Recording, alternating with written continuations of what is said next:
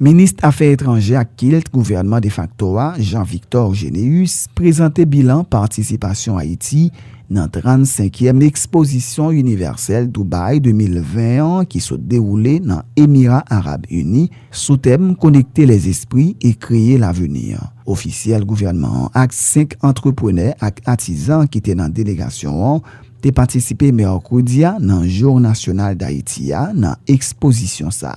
Dans une conférence pour la presse, bilan lundi dans résidence officielle Premier ministre Jean-Victor Généus, ministre touriste et commerce là t'est accompagné, t'est parlé comme ça dans micro Joubert Joseph avec Jude Madestra. Avec des pavillons les plus grandioses que d'autres. Mais Haïti était présent, Haïti a été bien représenté, le pavillon haïtien a été très visité. Il y a eu le discours de l'émir, il y a eu le discours du chancelier haïtien, et après une représentation artistique sur la place de l'exposition en présence de beaucoup de visiteurs.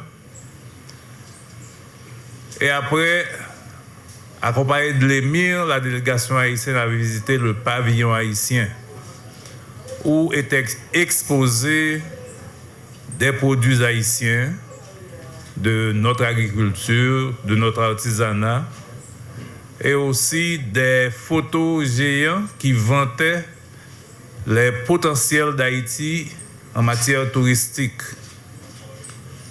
La visite de l'émir au pavillon d'Haïti a duré une trentaine de minutes, et selon la responsable du pavillon haïtien, ce pavillon reçoit une moyenne d'au moins 500 visiteurs par jour.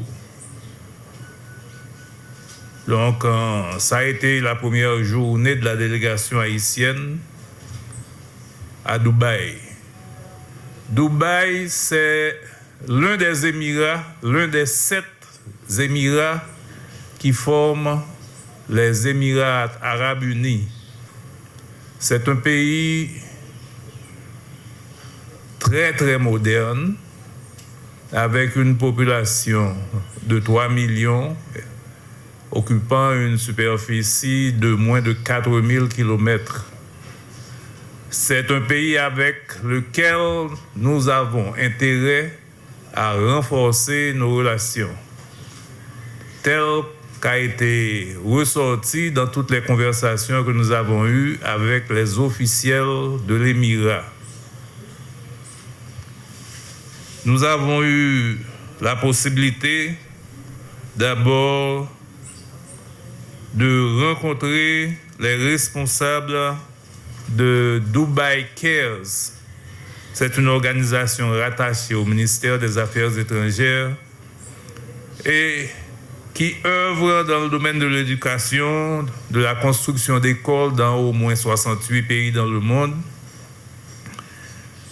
et qui assiste à la formation professionnelle, la formation de cadres et aussi un programme start-up pour les jeunes entrepreneurs.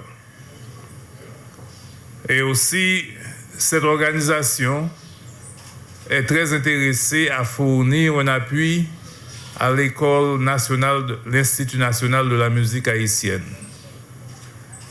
Les membres de cette organisation avaient visité Haïti juste après le séisme de 2010